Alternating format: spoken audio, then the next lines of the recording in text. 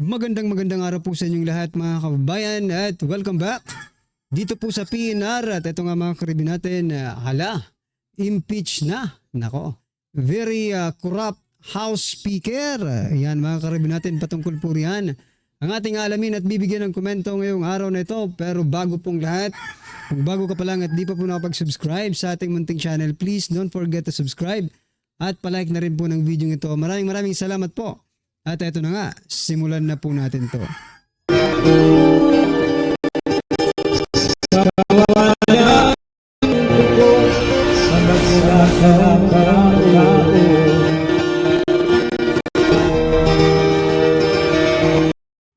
So yan mga kababayan, bago po natin muling i-play ang video ito, ito mga karibin natin, pasadahan po muli natin ang mga nagtitrending na mga balita dito po sa mundo ng social media.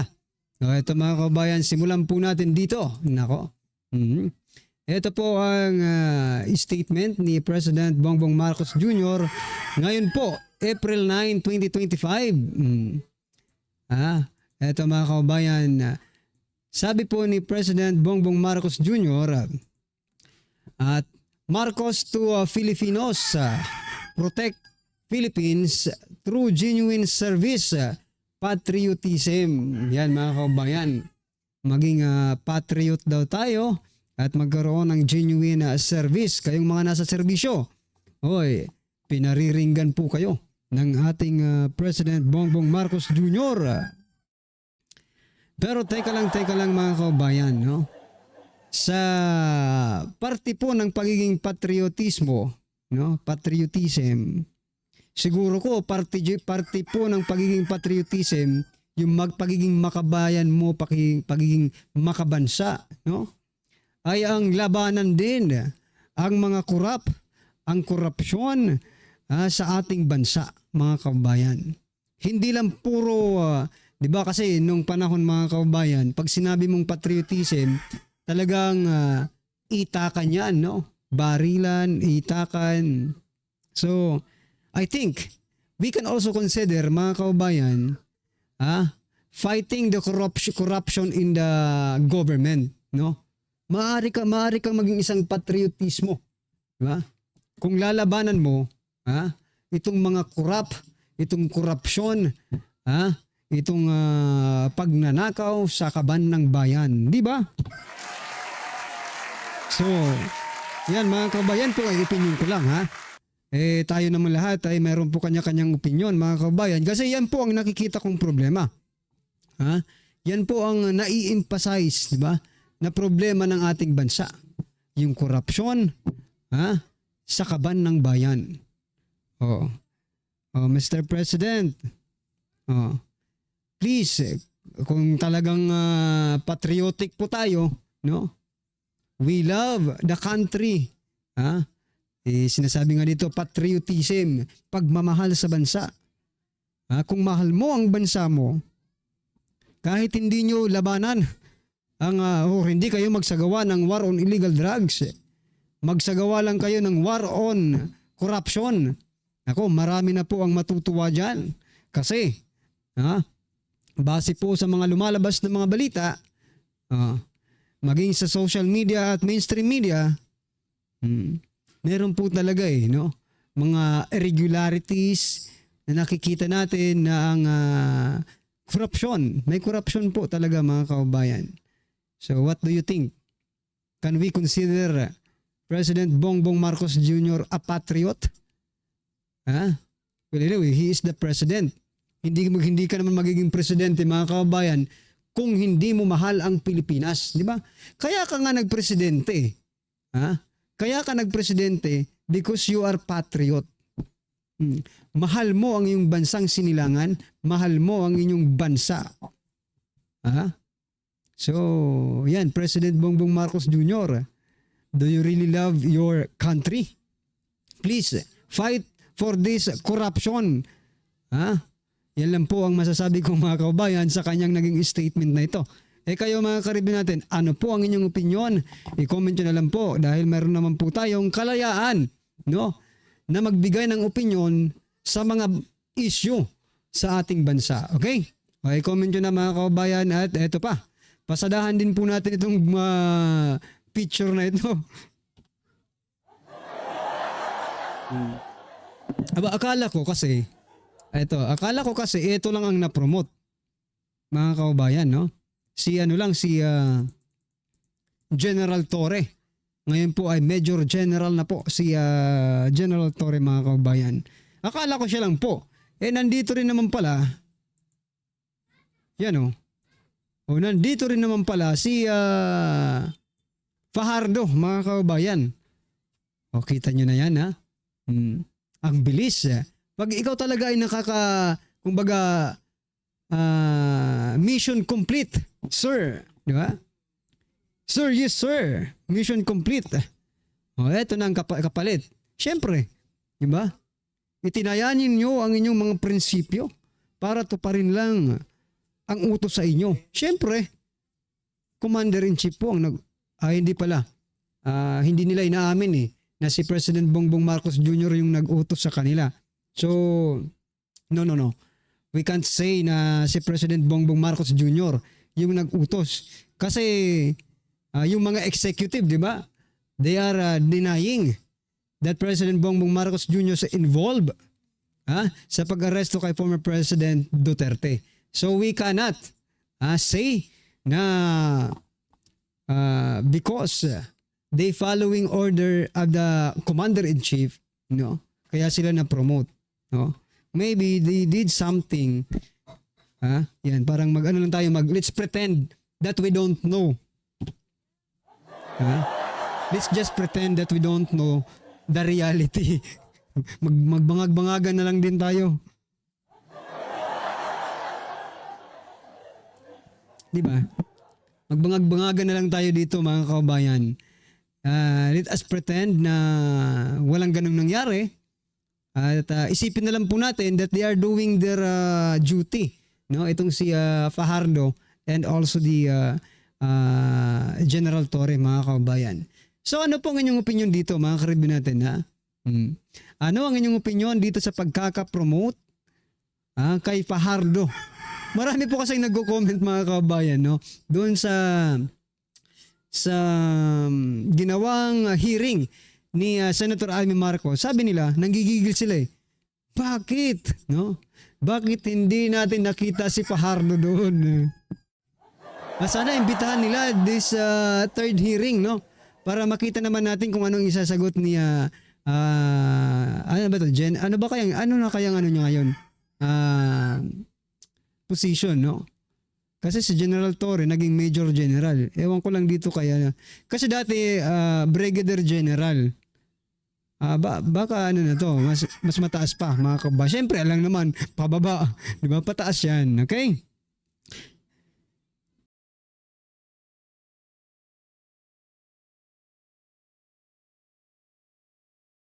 So yan mga kababayan, ano po ang inyong opinion dyan? I-comment nyo na lang po. At eto, pasadahan din po natin itong balitang ito mga karibin natin. Meta, sinagot yung TRICOM.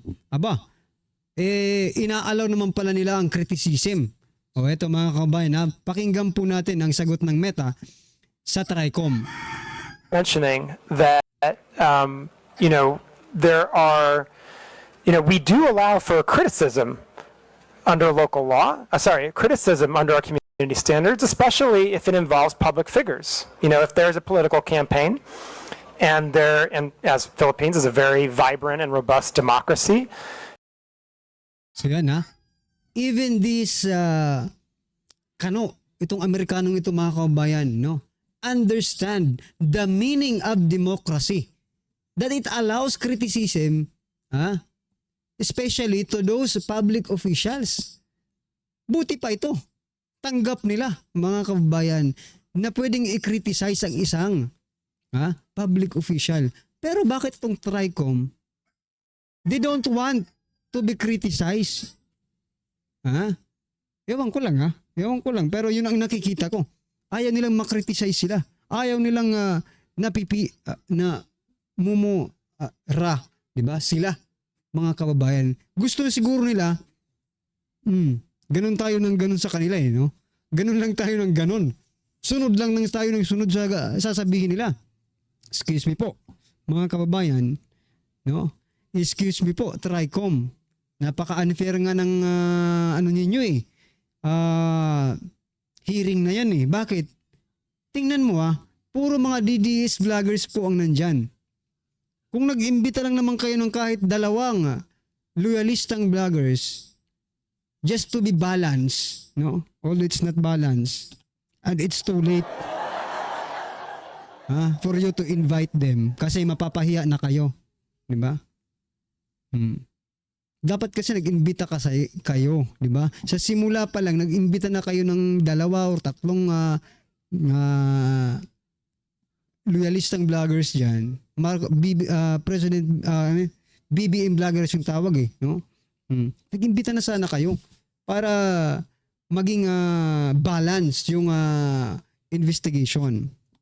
Pero hindi nyo ginawa. Kaya ano ito? Pag sinabi naming politically motivated, ayaw nyo rin tanggapin. Because sinasabi nyo, trabaho lang.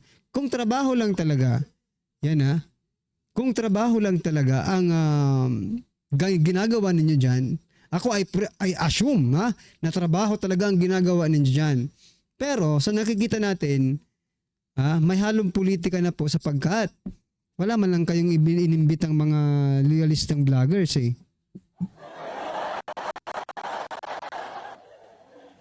Yun yung problema dyan, no?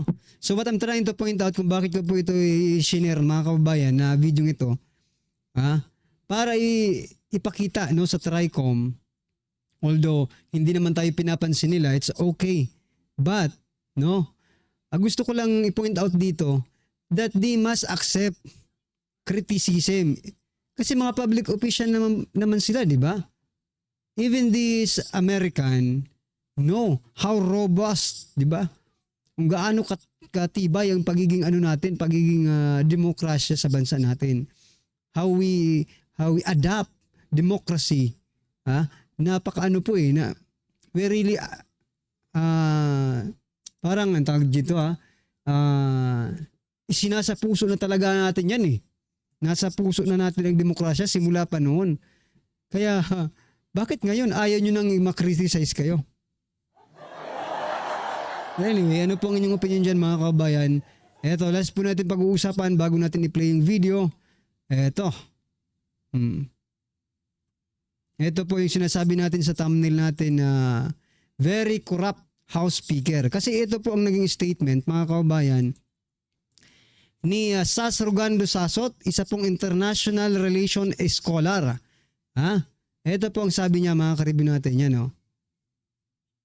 Sabi po ni Ma'am Sas, it is an honor to be cited in contempt by a very, very corrupt House of Representatives led by a very, very corrupt House Speaker. No, it's not coming from me. It's coming from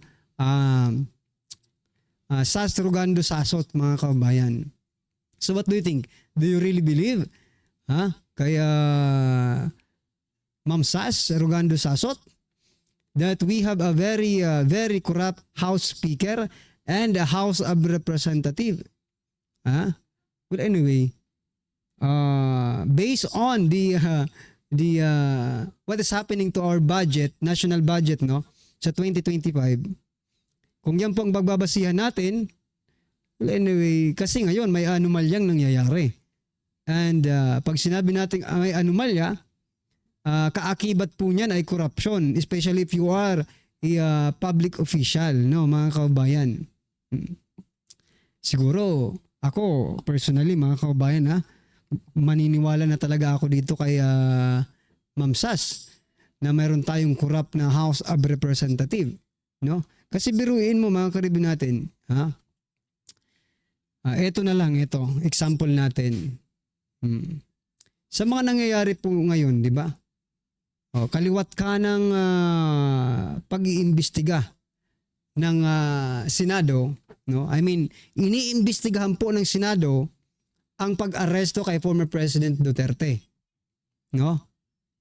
Pero, ni isang congressman wala pong naghahain ng resolution to investigate the arrest of former President Duterte.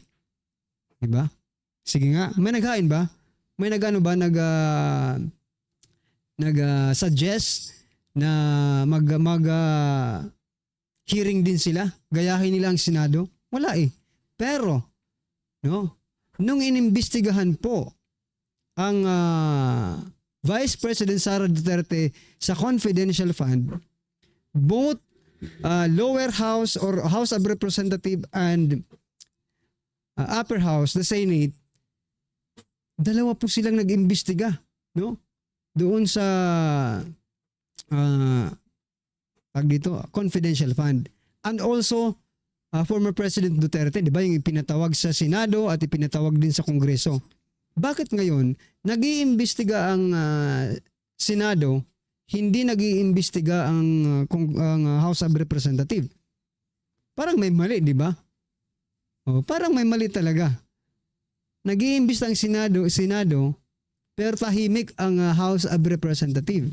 Supposed to be sila dapat ang mag-imbestiga niyan. Dahil sila po ang unang-unang gumagawa ng mga batas. Di ba? Pero tahimik po sila eh. Well anyway, ano pong inyong reaction dyan mga kabayan? I-comment nyo na lang po. At eto na nga, sabay-sabay, sama-sama nating bigyan ng reaction to. Itong video na ito, eto na po mga kabayan.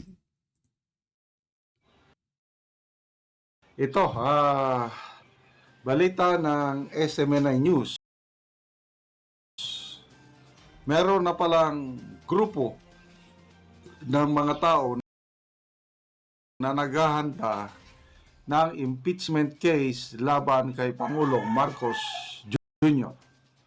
Ito po ang isiniwalat ni senatorial candidate ex-Defense Secretary